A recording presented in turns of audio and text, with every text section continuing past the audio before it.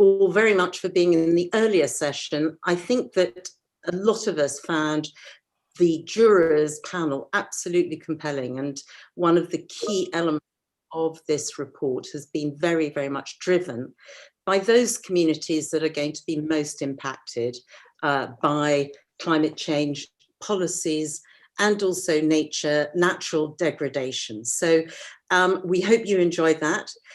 In many ways, it's very important to do these reports, but actually it comes down to what action comes out of these reports. And that's what this session is about. And we're joined from people from civil society, from the trade union movement, from the environmental networks that exist across all political parties, a communications expert. So may I introduce our panel? So we have three of our great commissioners. Fatima, who runs the Green New Deal in the UK, Paul Novak, who's Deputy General Secretary of the Trade Union Congress, and Angela Francis, who is Chief Advisor at WWF. But I'm also thrilled to be joined by Isabella Gonal, who's a real expert in communications and public engagement in the environmental field, and also a old colleague of mine, Sam Hall, who's director of the Conservative Environment Network that's brought together a lot of Conservative MPs towards a common agenda around tackling climate change. But particularly thrilled to have Ed Miliband joining us today. He was one of our co-chairs right at the very beginning before he got eminently and deservedly promoted to Shadow Secretary of State for Business, Energy and Industrial Strategy. Ed, we sort of started this whole thing together, and I hope you feel that the report has delivered on the vision that we had. But let me be a little bit more formal here, because you are leading on this agenda for the Labour Party, for the opposition. I'd like to get your views on what you think the report is saying, what action you think is needed, and what things stick out particularly for you and for the agenda that you're pursuing right across the climate and energy portfolio. Look, thank you very much, Laura. And I want to start by congratulating you and Caroline and Hilary and Luke and all of the team at IPPR and all the commissioners for the incredible job that you have done. I confess it was my Sunday afternoon reading, which shows what a nerd I am. The report, and it was a very good. It was a Sunday afternoon, very well spent. And I think the most important thing to say is that I feel like you have fulfilled the original vision, and it's really important for us to kind of go back to that, which is that you and I and Caroline all said, look, when we talk about the climate issue, we warn of the disaster, but we haven't yet managed to convey the vision of economic and social justice, the better life it can create for people. And we wanted this report to be, this commission, to be about how do we get to that fairer future as we tackle the climate emergency. The thing I say is, we can't replace the high carbon unjust world with a zero carbon unjust world. And I think shining through every page is that idea. And I think that's really sort of, you are to be commended on this and what you have achieved. What I thought I would do in my remarks is just say 5 things that then flow from that vision, in my view. 5 themes that I take out of the report, which I think are sort of important for the public policy debate. And I'll be reasonably brief because I know we want to hear from the other speakers. The first is around finance. It seems to me that, and you emphasize this in the report, we need to be honest that the transformation of the power sector was really a difficult thing to achieve, and governments of both parties are to be commended for the work that they have done in making that happen. But relatively speaking, it was the low-hanging fruit when it comes to tackling the climate emergency. We're now on to the much more difficult questions around transport, around homes and so on. And it seems to me, and this is echoed in your report, is that finance is what unlocks fairness. Finance is essential if we want to help people to convert the way they heat their homes, if we want people to be able to change the way they drive, to change their cars, if we want SMEs to invest in zero carbon solutions, and you've got proposals in this in your report, government is going to need to step up. The market has obviously got a role to play, but it's not going to deliver on its own. And you know, this is the right investment to make. And so I think first, finance is an essential thing to unlock, and I want the government to be doing more to scale up its investments, not just because I think it can create jobs, but because I think it can help to unlock some of these very tricky issues that we face. Secondly, and I think this comes through in your report, we often talk about people as consumers. So I talked about them, you know, people, what cars people own, what happens in people's homes. There's two other things that really come through in your report, which is the role of collective services as part of this transformation, and the role of workers as well. And I think it's absolutely vital that they are at the center of this vision. So take the transport issue, for example. We're not saying, and your report is not saying, let's just get everyone out of a petrol and diesel car into an electric car. You know, absolutely part of this fairness vision has got to be a renewed emphasis on a public transport system. You pick up on the Dunkirk example of free bus travel. You know, what does our public transport system look like? What does walking and cycling look like? How do we design our towns and cities? So what are the sort of collective services? What are the collective decisions that we make? And that might be true in relation to social housing, health and care, and so on. And then equally important is workers have to be at the center of this transition. I've said to you a lot, and I know this comes through in your juries, Laura, that you know, being a Doncaster MP, I see the dangers of an unplanned transition. And this is and this just transition idea, look, I think that in a way we've got to go beyond the rhetoric, and it's got to become real, and real in two ways. One, no worker left behind in an industry which is changing, and also we've got to focus more than we have on what are the new green jobs that are being created.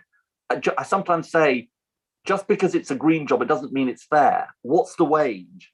You know, do you have decent rights? What are your terms and conditions? Is it safe? All those questions. We don't get a free pass on those jobs because they're green jobs. And so I think those two questions of the jobs that are going to change and the jobs that are being created, and what do they look like? So secondly, services and public services and workers. Thirdly, you refer to this notion of the people's dividend. And I think that does direct us to this question of who owns the wealth in our economy. What does this green economy of the future look like? And if we say we don't want to just go from a high carbon unjust world to a zero carbon unjust world, how do we change who has wealth and power in our country? Let me just give you some examples of what I mean by this. By spreading the rewards. So some of this is about what the public sector can do. So for example, we've said in relation to electric vehicles and the gigafactories we need, it shouldn't necessarily just be a subsidy to the big companies. And actually, funnily enough, Andy Street, the mayor in the West Midlands, has suggested this. Why shouldn't government take a stake in these gigafactories so that government gets some of the upside? Because actually that is in a way, that's a potential way of us sharing the wealth that might be created from the vehicle production. Community energy, it's a big emphasis of your report. I think you've got a target of a third by 2035, I think, of renewable energy projects. I think that's really, really important. I think looking at how we recycle the revenues, and I want to study your proposal on this, which is the sort of people's dividend idea. I think all of this has got to be fundamental to these questions, because if we just say the structure of the economy is going to remain the same, I don't think we will get at the underlying fairness issues that we face. Local energy co-ops and so on, very, very important. Fourthly, I think implicit in your report, or indeed explicit, and the debate we need to have as a country is what we value in our economy. And I think this notion that we need to go beyond GDP is becoming increasingly mainstream. Nature is obviously absolutely central to this, and I really welcome the emphasis on not just climate but nature as well. And I think both of those, if you like, need to be a sort of twin track emphasis. But I also think, you know, and I think this is an emerging debate in the green movement. We need to, as we think about the notion of a green job, we need to put care at the center of this. And I think that the future economy that we want to create, the future zero carbon economy, is going to have care, and I mean actually care for sort of childcare and care for the elderly at its center. You know, these are jobs. We're going to need more of these jobs, many more of these jobs in the future. And so when we talk about a green, and it's very interesting in the US debate with Biden on this, that he put care at the center of his infrastructure plan.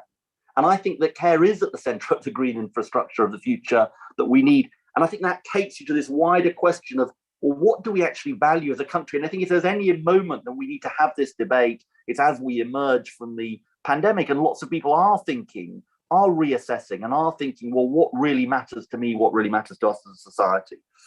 Fifth and final point I just want to make, and I think this is crucial, and it's a thread, a green thread going through your report, is people's engagement. We cannot make this work unless it's a permanent conversation with the British people. Let's be absolutely frank about this. The scale of change we are talking about, whenever I read the reports, your reports, the CCC reports, I'm always reminded about the scale of change that we're going to see unless we really put the British people in this conversation. We're not going to succeed, and we won't deserve to succeed. And, you know, there's this slogan, I think it began in the disability movement, never about us without us. I mean, that should be our slogan in the climate movement. But because, you know, how do we ask people to change their lifestyles, the way they travel, the way they heat their homes, even their diets, without a genuine conversation? I totally endorse your idea. It's in my book, shameless plug, to have a permanent standing citizens assembly on climate. I think, you know, your work, the work the select committees did, is part of it. James Fishkin, the big expert on deliberation, proposed a deliberation day in America that should happen once every 4 years. I don't see why we shouldn't have a massive deliberation day in this country on climate. But because I think it's not just, I think what your work shows and what the citizens' assemblies around the country show is it's not just about one institution. It is about these local solutions, and it is about shaping this according to place. And, you know, it's really interesting. Kind of, you know, what comes out of your report is the different perspectives in different places on what the climate transition looks like. So this has got to be place-based. It can't simply be one national conversation. So people at the heart of this. I'll end on this point. I think in many ways, your report is a challenge to all politicians.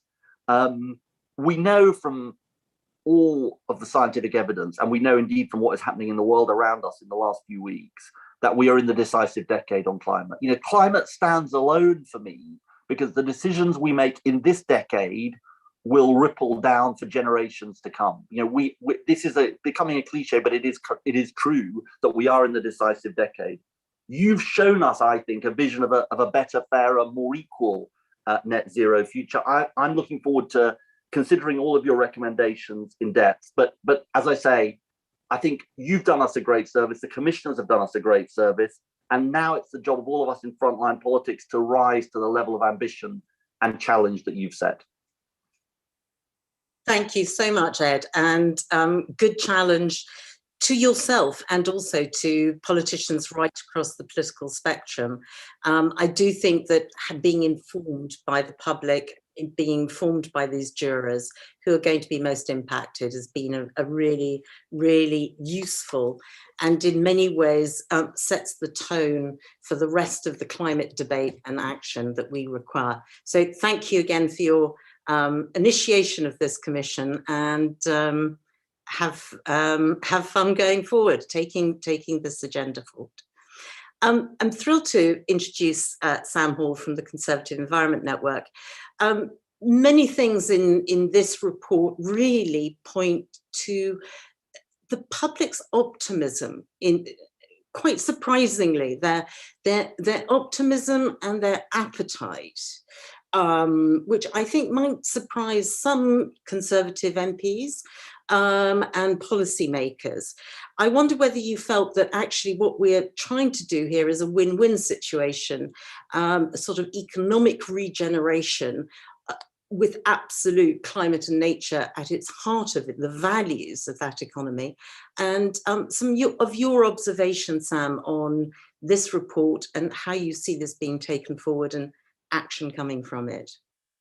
Well, thank you very much, Laura, and thank you, IPPR, for inviting me to speak today. And I'd like to join Ed in congratulating the Commission on a really interesting report that I think rightly puts fairness and people at the heart of this policy discussion, which I think is going to be absolutely critical. I wanted to just start by setting out some reflections on, I guess, the two main headline ideas in the Commission report around the people's dividend and around the fairness log.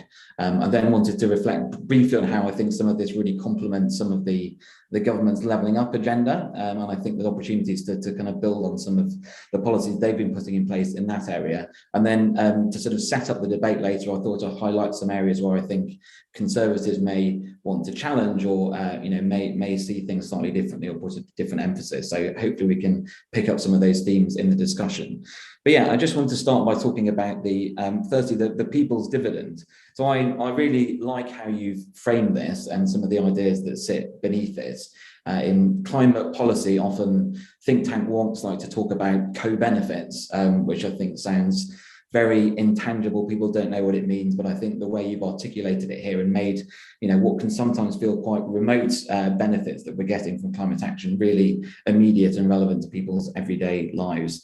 I think the really critical element under this for me is the good paying jobs, high quality jobs for people. I don't see how we can maintain support for this transition if we lose fossil fuel jobs, we offshore industry, and we fail to create good paying jobs here in the UK. There are policy choices available to us, many of them set out in this report very well, which will ensure that we do bring jobs with the climate policies that we're putting in place. But I think that has to be one of the absolutely key things that we focus on.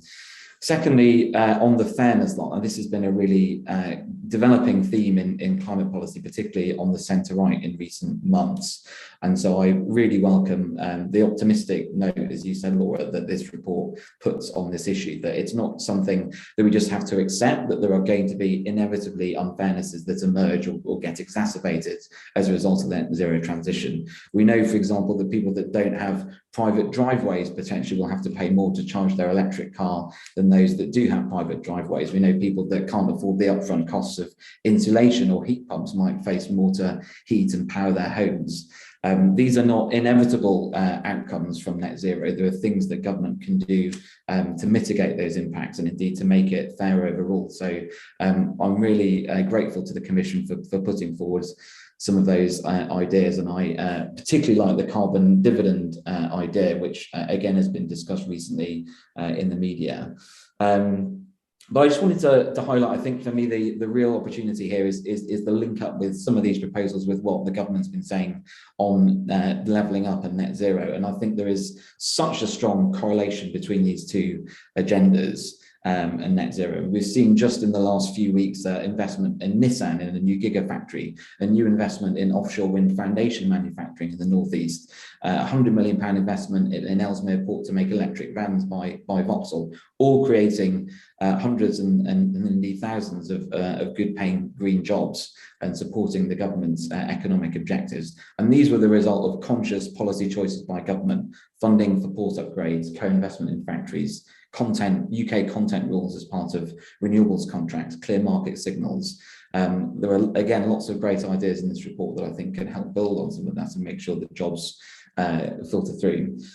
But I finally want to just highlight a couple of things where I think, as Conservatives, I think there will be active debates on some of the focuses of the Commission. So first around total cost. So whilst I do think that fairness is the key the key focus for climate policy. I do think we need to keep our eye on the overall cost of the transition to the economy if we want to avoid putting impacts like competitiveness, like job losses, etc., into place, and indeed it's pressure on the public finances. So we do, I think, need to use markets where possible to bring down costs, create competition, and make sure that we're doing this overall in the most efficient way. Secondly, the role of the private sector. There are, I think, nods to the kind of exciting and empowering role the private sector can play in terms of driving innovation. But I guess I'd like to see even more of that put into a kind of blueprint in terms of a transition to net zero. I mean, take the reskilling point around how we manage the impacts on oil and gas workers as that industry declines as a result of falling oil and gas production. Why not put more of an emphasis on the private sector to reskill and to upskill workers for new green industries rather than looking immediately to a big government retraining program? So I'll leave it there. I've probably spoken too long already, but hopefully there's some initial thoughts to start, and congratulations again to the Commission. Sam, thank you so much, and we look forward to working with you as we go forward, and appreciating the points that are made from different perspectives. What's been so exciting about this Commission actually is the breadth of agendas that we have consolidated and shaped into one. Isabella, I wanted to really focus with you to talk about what you think we need to do in terms of public engagement. When you look at the jurors and how we've engaged with them, and what you think the big barriers are to both policymakers' change and also the public's acceptance of some of the big seismic shifts we're going to require. And it's lovely to see you. Thank you, Laura, and thank you for having me. This is an absolutely brilliant report, so really well done for everyone who's been involved in it. I think really overall this report highlights once again that the levelling up agenda and tackling climate change are really two sides of the same coin, and the UK is now entering this visible transition where emission cuts can no longer happen behind the scenes. We're at a critical moment where support is reliant on important questions needing to be answered about how this will be funded, who will be impacted, and how this will be done fairly. And despite the challenge ahead, we know that the public are increasingly supportive of government action on this issue. And this report has shown there are ways we can ensure that net zero can secure improvements in people's lives and support workers and industries shifting from carbon intensive industries to low carbon alternatives. And as we've already said, this report is really a blueprint for the policies that can better gear up the economy. And it arrives at just the right time for the government to start communicating solutions and set out a credible and clear sector by sector strategy. And I think really in terms of the public engagement on this, the fairness lock and the people's dividend are incredibly important. And given the scale of change that's required across different aspects of people's lives, it is crucial that changes are communicated in good time with clear explanation and what investment is needed to give people low cost green choices. And it is vital that low and middle income households are compensated for any unmanageable costs they are subjected to. And this equitable approach will be critical in securing public support for climate policies and nudging them towards greener choices. I mean, we know that the public wants to see those with the biggest carbon footprint pay the most in tax. 70% have said that businesses and individuals who produce the most carbon emissions should pay more tax. Our work with the Zero Carbon Campaign has shown us how critical a people's dividend would be for this transition. And it's very important that the design is thought through and to make sure that it is delivered in a very practically fair way. I mean, for instance, this could be ensuring people get regular monthly payments. So there's no gap where people could be worse off because they're waiting for an annual sum. And that support should also be provided for home energy efficiency installation and green alternatives like electrification of heating systems. The way that this money is going to be provided is also very important, and also it's quite political. And as Sam has said, also the emphasis on green jobs is really important. 45% of the public support the use of carbon tax revenues to create green jobs and retrain workforces. And this obviously emerges as a top priority for how you use funds collected from any carbon tax that would be introduced. And I think when it comes to this Conservative government and barriers, well, I'm actually hoping that they will agree with many of these recommendations. I mean, just last week, it was reported in the Times that the government is looking at introducing annual payouts for families to offset the costs of higher gas bills and to encourage the switch to greener energy. And it's very encouraging to see the government constructively engage with this challenge rather than viewing net zero related costs as an insurmountable barrier towards action. Additionally, I think many Tory MPs, especially those in red wall seats, are becoming increasingly vocal about the green agenda and how it can create good green local jobs in their constituencies. What's important is that the government address some of these fairness issues head on and soon, because if there's a vacuum of policy announcement about fairness, the government will lose control of the narrative on the cost of net zero. And alongside this, just last week, the Secretary of State for BEIS outlined in the Times that the success of reducing the cost of onshore wind needed to be replicated. I'm assuming by this he meant developing a clear policy framework that acts as a channel for investment that ultimately drives down costs. And this report has all of these policy levers to replicate that process across different sectors.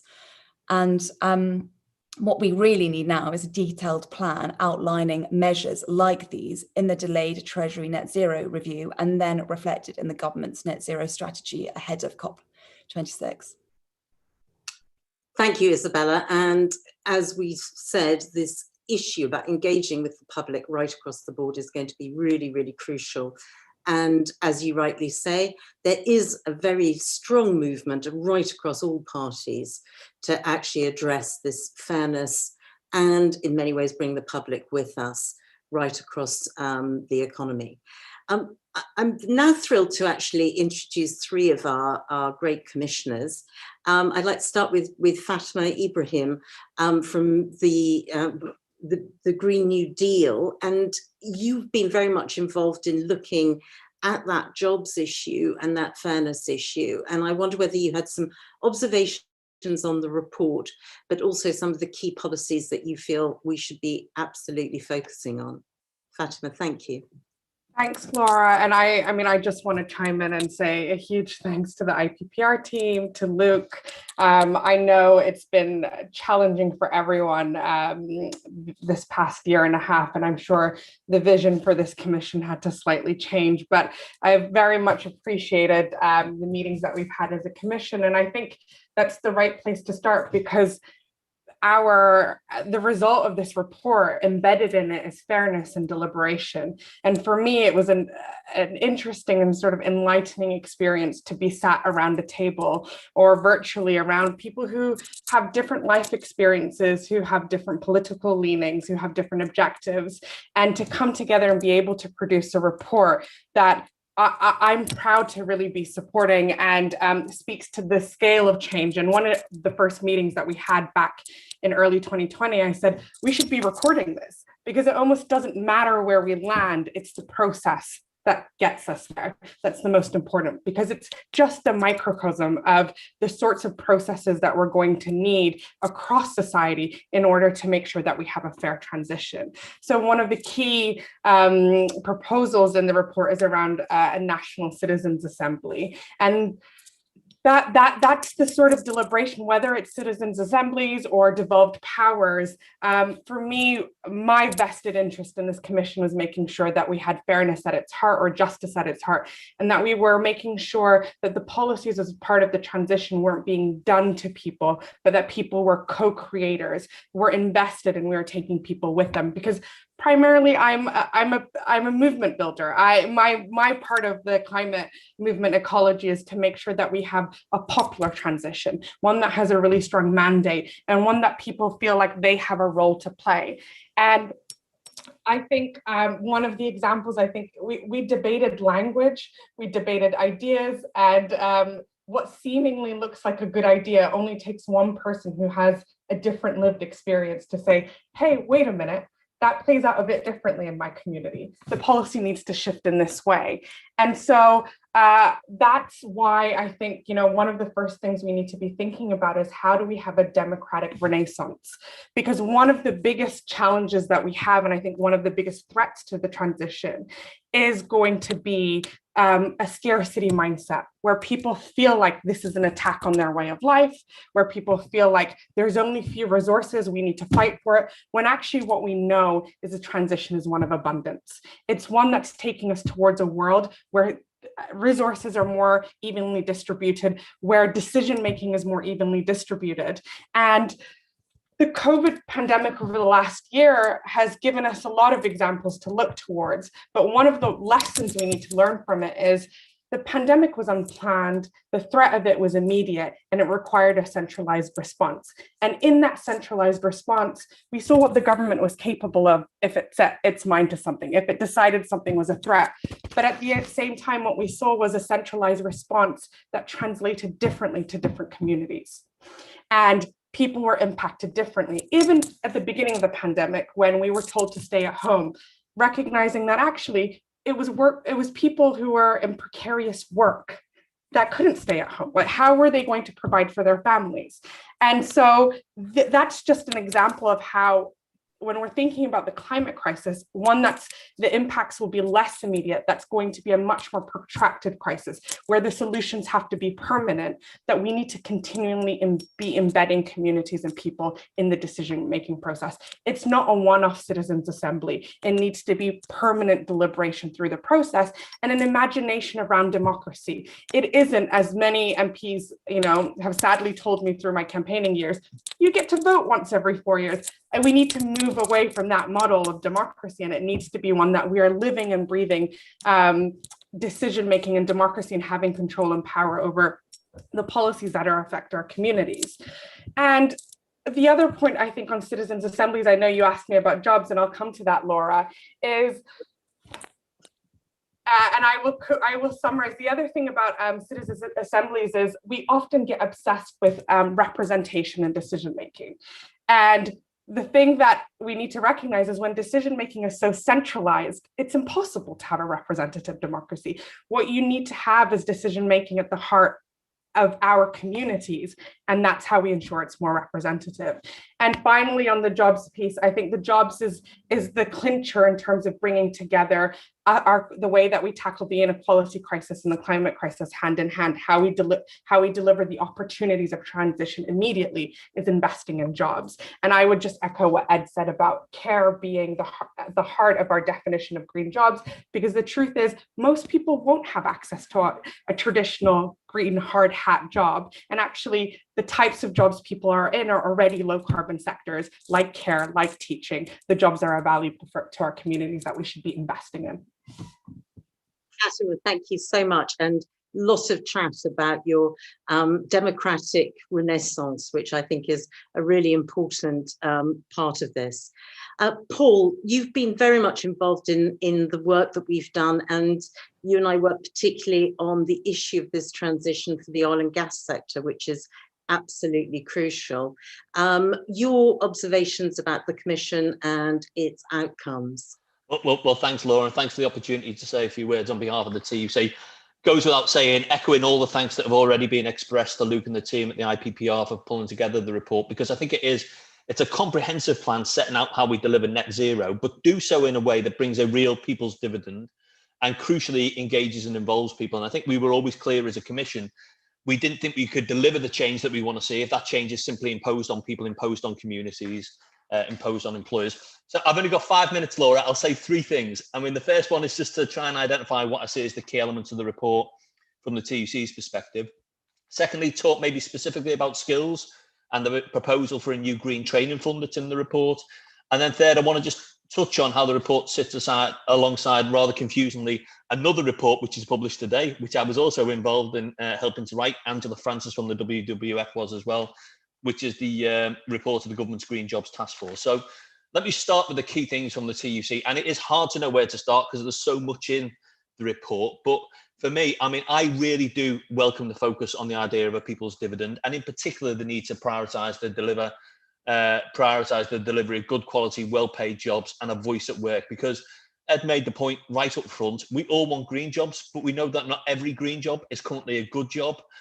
Really important when you're talking, as you mentioned before, Laura, about the transition from, say, oil and gas. So that explicit focus on good quality employment is really welcome. Likewise, the focus on a fairness lock, which I think builds on the established idea of a just transition. And I think, as the report rightly says, we'll want to consider the impact of policies, not just from the perspective of Westminster, but what these policies mean across different parts of the UK to different demographics. And again, clearly establish that principle of making sure that those voices, the voices that aren't always heard in our policy making processes, are indeed at the heart of decision making. And that, particularly from my perspective, is about workers at the sharp end of the high carbon economy. And I think the third point I'd highlight really is the recognition that a whole society, whole economy approach does need to be underpinned by real partnerships. And there are specific references in the report to building partnerships at a sectoral level, a workplace level, the need for employers to develop transition plans in partnership with their workers and trade unions. And I think that's really important if you're going to secure real buy-in and ensure a genuine, just transition. So highlights from a TUC perspective. Second point, maybe just to make, is about the importance of skills. And we know that securing a just transition will require us to have a skill system that is fit for purpose. And again, lots in the report, and maybe highlight the recommendations in the report about a funded right to retrain, passporting of existing skills, new skills academies working in partnership with FE colleges, and perhaps, if you like, the big ticket item, that new £1.1 billion a year green training fund as part of a wider £30 billion additional investment from government. Now, I take on board the concerns that Sam expressed before, and I know it's a lot of money, but I think that green training fund, the wider investment, represents the sort of level of ambition the government needs. And if you look at the international comparators, at the moment, the UK is planning to invest around about £180 per person on green recovery over the next decade. Joe Biden is talking about £2,960 per person. In Italy, they're talking around about £1,400 a person. So I think that new green training fund would set a clear marker. The government is serious about delivering net zero, serious about supporting people to reskill, serious about supporting employers to make the transition. Maybe last point or set of points, Laura, is just on the overlap and the crossover to the report of that Green Jobs Task Force, which I mentioned before. That was established last November by government. Like the IPPR Commission, it's broad-based, bringing together industry, unions, policymakers, other stakeholders. Worth saying up front, I think the report is narrower in scope. It focuses on jobs and skills rather than some of the big, broad issues that the IPPR's report covers, like nature and transport and heating and so on. But there is definitely a significant amount of overlap. And in a way, it's a regret that both reports are launching on the same day, but I think it's actually positive that, because what it does is demonstrate there is consensus, I think, amongst key stakeholders about the things that the government needs to do, the things employers need to do, some of the things that we need to see in terms of practical changes across our economy. There are 15 recommendations in the Green Jobs Task Force report. Some of them really do echo what's in the IPPR report. So there's an ask around establishing a UK-wide national transition body supported by local transition bodies, a very similar recommendation to the ones in the IPPR report. There's definitely a shared focus on this issue about quality of employment, including calling on government to set out how it will actually ensure that they're going to deliver green jobs that are good jobs. Big shared focus on reskilling and upskilling, making sure the adult skills challenge is up to the adult skills system is up to the challenge, and employers, unions, and government working together to tackle the barriers to retraining, including crucially financial barriers. And again, there are recommendations in there on employers and sector bodies developing transition plans in partnership with workers and unions, and government supporting the local communities that are most reliant on high carbon industry. So hopefully, Laura, people will get a chance to see both reports today. There's lots of overlap, but what I would take from that, hopefully government will take from that, is that there is a consensus out there, not just on the need to tackle climate change, but on some of the big things we can do together to make sure we tackle climate change in a fair and just way. I hope the government will take on board those proposals as a package rather than just picking out bits and pieces. But I do really think that there's a developing shared consensus there, and that's got to be good for the people that we represent in workplaces up and down the country, but for our economy much more broadly. I'll leave it there, Laura. Paul, thank you so much, and really, really useful and important, your contribution. But actually, I agree with you. I think the more reports that we have that are actually conflating all of these different perspectives and reiterating those key messages, absolutely crucial. And last but certainly not least, Angela, who's been a sort of very, very active member as a commissioner. We've got until 11 o'clock when I'll start opening up to more questions. Were you surprised? I mean, I wasn't totally surprised, but it was universal with all our jurors that they said that both climate and nature was one in the same issue, and that they didn't want to see just climate policies, but nature being at the heart of things. I love your observations on that and the report as a whole, Angela. Thanks, Laura. Yeah, I think climate and nature together, it's a twin environmental crisis. And I think when you take it down to most people, they see it's the same patterns of consumption and production we need to change that affect both, especially for WWF in our food system. And there's real opportunities to do better, especially for the poorest in society, and they really feel the benefits of improvements in nature. So our work is all about acting on climate change to help us preserve nature, and then acting on restoring nature to help us mitigate and adapt to climate change. And I think it's really important that the Environmental Justice Commission looked at those two things together. And I remember the conversations in 2019 when we started, and it felt like maybe it was a big addition and, you know, could we take it all on? But now in 2021, after having been through a pandemic, where 70% of pandemics are caused by that kind of zoonotic disease that multiply when we stress nature and natural systems, and the inequality outcomes that come from having to deal with a pandemic are so stark.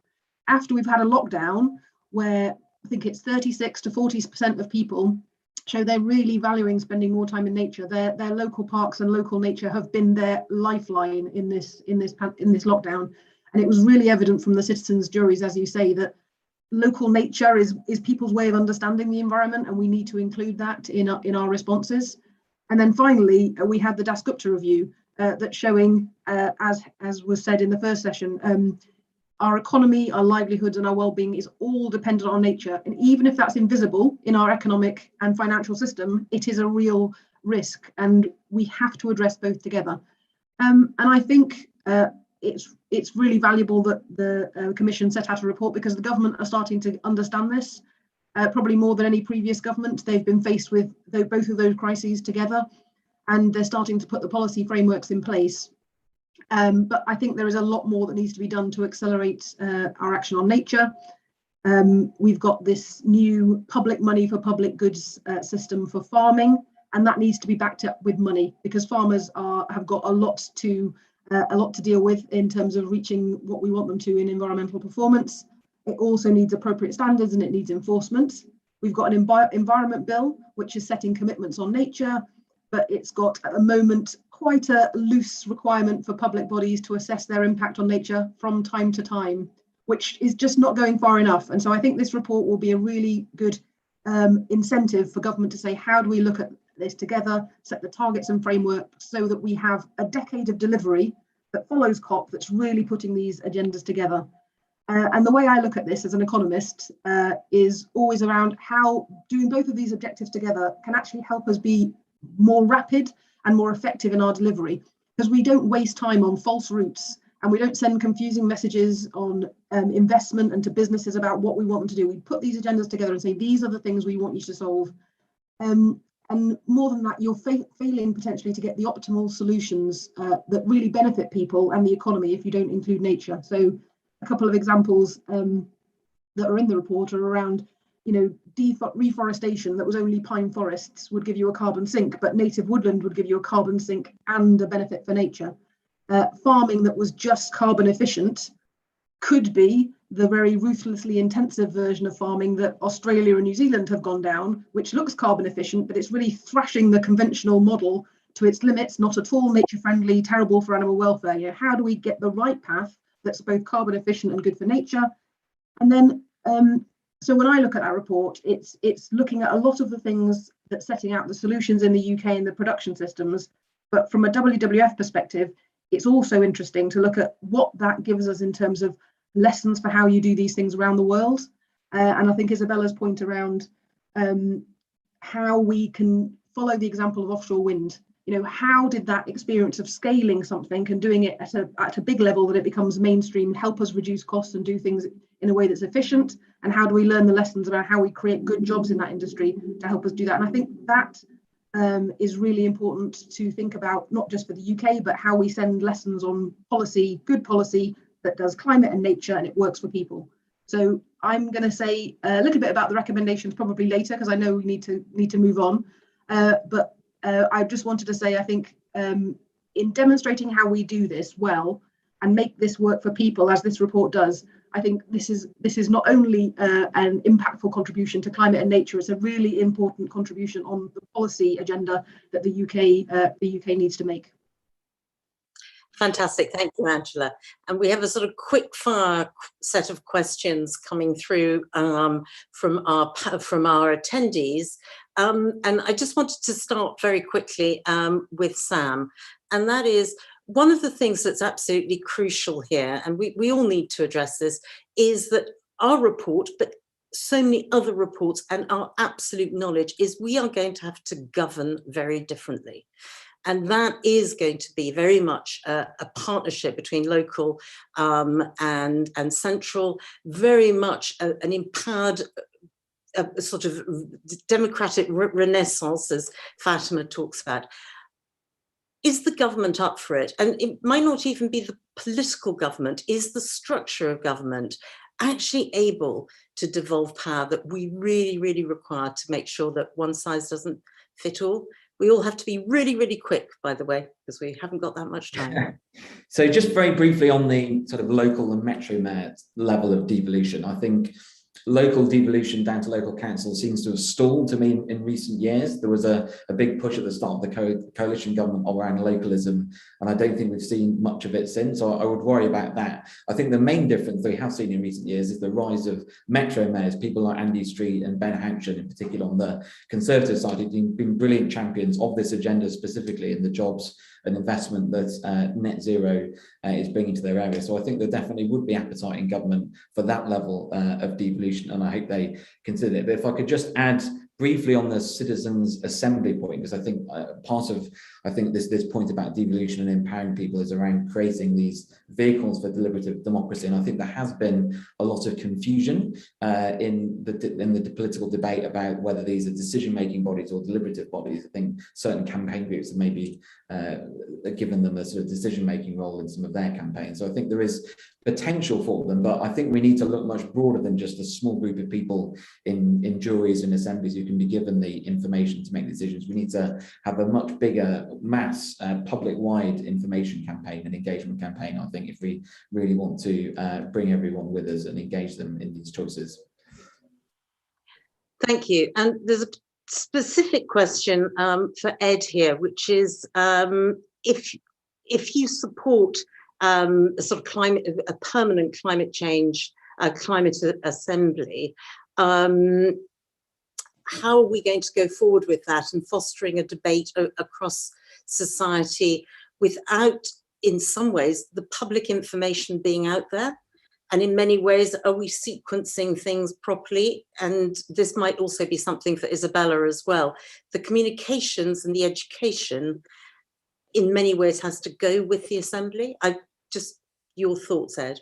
I mean, it's a really good and important question, Laura.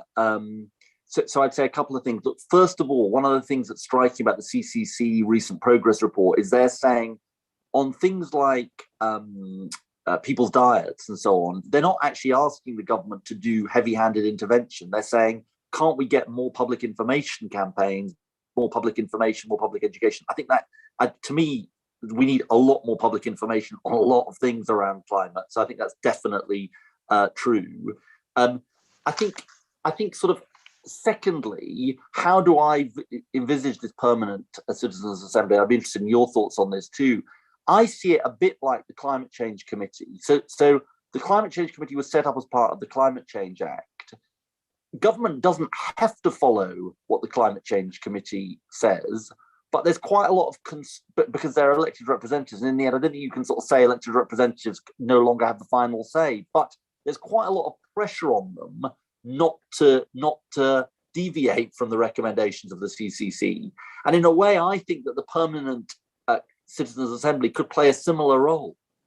That in a way, it's government will be choosing to place a constraint on itself. So if you consulted it on various issues, and the Citizens Assembly said, yes, we want to do it. Yes, we should do this, or no, we shouldn't do this. It's quite hard for government to then say, well, we're just going to ignore you. That's the sort of first thing. And secondly, a lot of the evidence from citizens' assemblies on a whole range of issues, as you will know, is that actually they tend to be braver, and I think it's reflected in yours, they tend to be braver than politicians. So maybe it can help embolden politicians in some ways.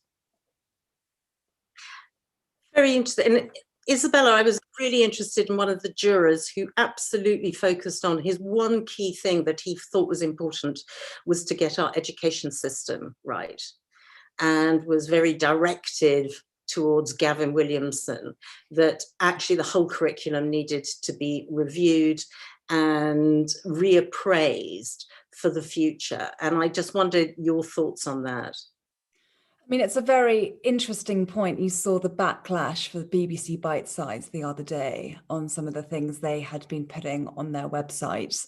And it's a hugely important point, but it comes back to actually the role of Whitehall and joining up departments and educating people, not just at school, but across the UK around what is happening. I mean, the number of people you see, even just listening to your jury this morning, and also public polling, people don't know what net zero means and what is this COP26.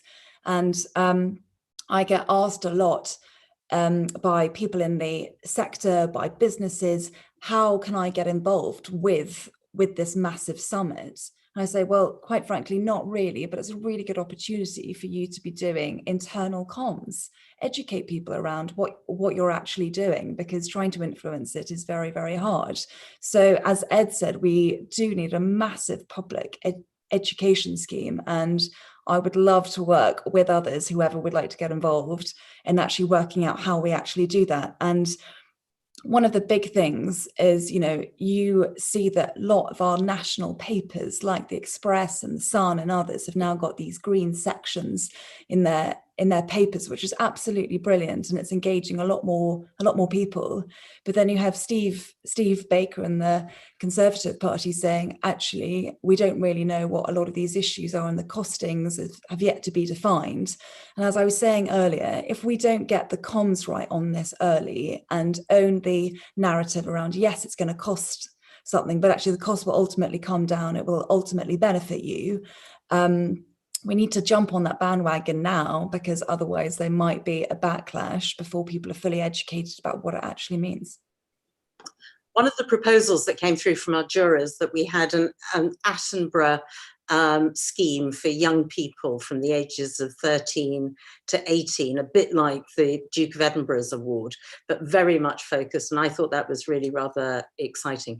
Paul, you wanted to come in on this issue of education and understanding of where we're heading. And yeah. Thanks, Laura. And I think we have to be a little bit cautious about turning the responsibility back onto the public, because we've all got a shared objective, haven't we, to raise awareness, to engage people in this conversation.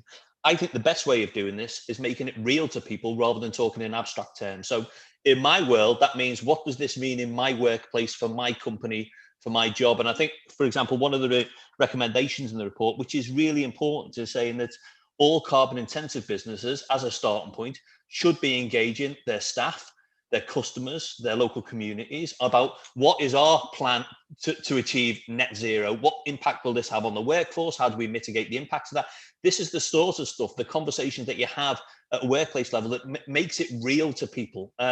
You know, expecting people just to be interested in COP or to be interested in a global agreement is very different than in our workplace over the next 5 years, what this is going to look like. Now, what have we got to collectively do to meet that challenge? What does this mean in terms of skills? How can we give people assurances? How do we bring people with us so that they're not frightened of the process?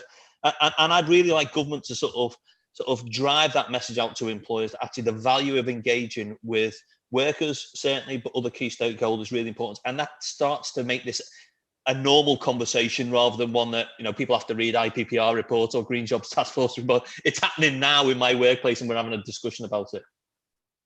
I think the point is it's not either or, it's both. And what it is actually in many ways delivering an optimistic destination for people who feel anxious about what might happen to their jobs, etc. Fatima, your whole issue about this democratic renaissance has caught on with the chat here. In many ways, your observations on how do we, in many ways, continue this debate with the public, bring them together, understand that they do have a veto on net zero if we get this wrong, and your experience. But we've only got a few minutes, and then I go to Angela, and then hand over to Hilary. Of course, and it's not dissimilar to the conversation we've just been having around education, which is something I'm incredibly passionate about. And my own reflections of going through the education system and getting to this point and realize, oh, I was not set up for success in terms of dealing with the world as it is. And our report talks about, and I think our collective understanding is around the climate issue being a systemic issue. And so in order for us, and I think that's the bit of it that the public, maybe we're not so good at messaging and we're not so good at communicating, is that this isn't just like a climate issue that's on the side that requires us to, you know, fix the environment, but actually what we're doing is changing how our society works, because our society is not delivering for people right now, and it's also not delivering for our climate, and those two things are intersected. And I quite often talk about public education being in the doing. So when people talk about how do we get young people to vote, well, we facilitate, we get them to start voting at 16 while they're at school. How do we educate people around climate stuff? We engage them in the conversation. And this feels very tangential, but just as we were talking about it, I remembered being in school when the Olympics came to London and how that tapped into every part of my experience of living in London. It was the thing that we were doing in school. There was entire volunteering systems. There was a getting kids into sports program that ran for summers in the lead up to the Olympics. We can do that for events. We can engage people in communities of like how they want to participate in an event like the Olympics. Why can't we do that when we're talking about the transition, something that will affect us and something that's going to be so core to our society for the next 30 or 40 years? I love that analogy, Fatima. And Angela, WWF have a lot of experience of engaging with the public. I think this is the theme as we come to the end of this session. Your observations. Yeah, absolutely right, that this is something that we need to talk to people about in ways that relates to their lives and how they're going to change in really positive ways, and then engage with the reality of the challenges of that and make sure that it feels like a real opportunity. So I'm very passionately for talking about the improvements we can make to people's lives around climate, and I think nature and food systems are a big part of that. We've got lots of challenges, and the desire to get back to normal is actually when we need to say that's not good enough. Actually, given what we've been through, we can do a lot better than that. And WWF is foursquare behind the recommendations that are around putting the UK's story, how we produce, in the context of our global footprint and how we really solve these problems in a way that contributes to the global challenges we all face. And I think that's probably the biggest part for us. Thank you. And thank you so much, the whole panel. Absolutely great to have you. I think the issue is that we, as Ed said, this is the decade of action. For me, it's the action that we need to do this year, and next year that is absolutely crucial. And it's a decade of destination, not just of action. The next few years, we need to really push on all these areas. I want to thank you all very much indeed. And I now hand over to my co-chair, Hilary. Thank you. Well, Laura, thank you very much. Indeed, that brings us to the conclusion of today's launch. And I just want to thank all of you for taking part, those of you who have logged on, to our jurors, to our commissioners, to speakers, the wonderful team at IPPR who've done so much to make the publication of this report possible. Can I encourage you all to spread the word? Can I encourage you to say to people, there's a really interesting report, it's got lots of stuff in it, have a look at it. Because we know there is a great deal to do, and that's come across from the discussion that we've just heard and from the earlier session with the jurors who've played such a significant role in bringing us to this point today. But we've got a jolly good blueprint now. And I think the last thing I want to say is there's a role for everybody, because that's the other striking thing about the report. Often reports say the government should do this and the government should do that and the government should do the other, and gives the impression that the rest of us sit back while that happens. Government has a hugely important role to play in providing leadership and funding. When one thinks ahead to the COP later on this year, the credibility of the commitments that governments make on CO2 reduction stand or fall by the credibility of their plans within their own countries to actually make that happen. But there's a role as well for local leadership, because what's come across is people saying, look, give us the tools and we will do the job. And there's a role for us as individuals, because it's also about the changes that we choose to make in our own lives. So this is a common endeavor. Time is short, but the opportunities are there. And if we approach this with confidence, then I'm sure that we could do it. Thank you very much for watching and enjoy the rest of your day. Goodbye.